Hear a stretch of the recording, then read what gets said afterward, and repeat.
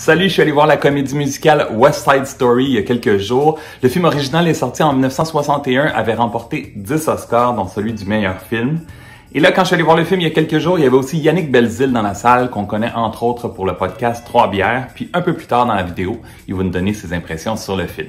Cette nouvelle version de West Side Story a obtenu 4 nominations aux prochains Golden Globes. Meilleure comédie musicale, meilleure réalisation, meilleure actrice et meilleure actrice de soutien. C'est réalisé par Steven Spielberg, un gagnant de 4 Oscars, un vieux de la vieille, et son dernier film remonte à 2018 avec Ready Player One. Le film met en vedette Ansel Elgort, qu'on connaît entre autres pour son rôle dans l'excellent Baby Driver sorti en 2017, aussi The Fault in Our Stars sorti en 2014. Il y a aussi Rachel Zegler, premier film, premier rôle au cinéma pour elle, Ariana DeBose qu'on a pu voir dans Hamilton l'an dernier, et aussi David Alvarez, un garçon qui a grandi à Montréal, qui a gagné un Tony Award à 14 ans et qu'on a pu voir récemment dans la série American Rust. Deux gangs de jeunes veulent le contrôle d'un quartier à New York. Entre les Jets et les Sharks, les deux clans sont divisés pour des questions ethniques et culturelles.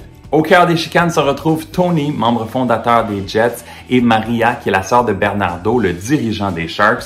Lors d'une soirée dansante, Maria et Tony vont tomber amoureux au premier regard, ce qui va ajouter aux tensions entre les deux groupes. If you go with him, no one will ever forgive you.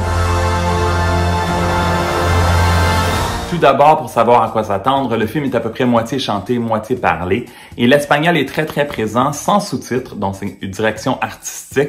Si vous comprenez l'espagnol un peu comme moi, j'ai pas mal compris tout ce qui se disait, sinon il faut un peu laisser tomber, puis on finit par comprendre ce qui se passe durant les scènes. Le film dure 2h35 et moi j'ai trouvé ça très long. Le deuxième acte est le plus long de tous. Il aurait pu couper un peu dans cette deuxième partie du film. Le troisième acte, lui, est surprenant. Je donnerai pas de spoilers pour les gens comme moi qui ne connaissaient pas toute l'histoire ou la comédie musicale sur Broadway ou n'avaient pas vu le film original. La distribution du film est excellente. Ansel Elgort est solide, une très belle voix aussi. Rachel Zegler est vraiment une star née. Et j'ai beaucoup aimé Rita Moreno qui joue un rôle ici, mais qui joue aussi un rôle dans le film original. L'histoire d'amour avance très vite et moi ça m'a pas toujours convaincu, ni la chimie. Tu sais, ils dansent ensemble 3 minutes puis sont presque prêts à se marier. On est à une autre époque et les membres des gangs de rue pour moi n'étaient pas très intimidants, de tous l'air des petits gars. Moi, le scénario et l'histoire ne m'ont pas tant touché, même si je trouve que les différences culturelles, c'est un sujet très riche en soi.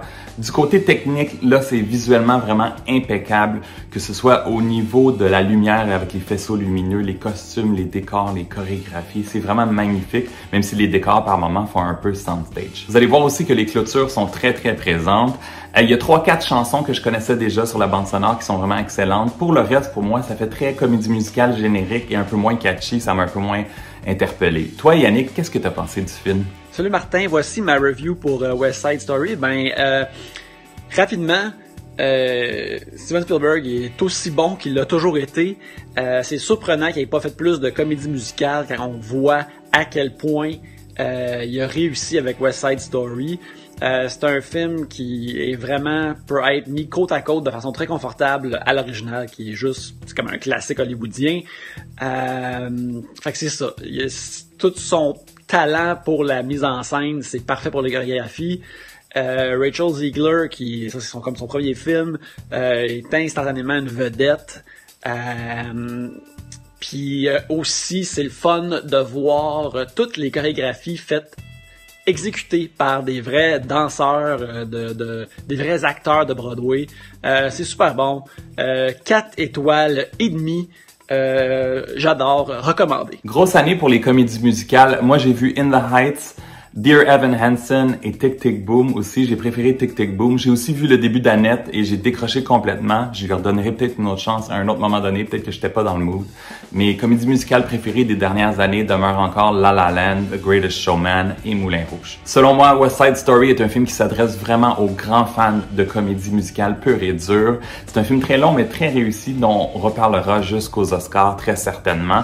J'aurais aimé ça autant que Yannick, mais moi je donne 3 étoiles et demie sur 5. Si t'as aimé la vidéo, donne un thumbs up ou un like et dans les commentaires, dis-moi si t'as l'intention d'aller voir le film et si tu l'as vu, qu'est-ce que tu en as pensé. Tu sais que tu peux me suivre sur ma page Facebook, sur mon compte Instagram, sur mon compte Twitter et sur ma chaîne YouTube. Abonne-toi, dans les prochains jours, je vais vous partager mes critiques des films Spencer et j'espère bientôt aller voir Spider-Man, No Way Home et The Matrix Resurrections.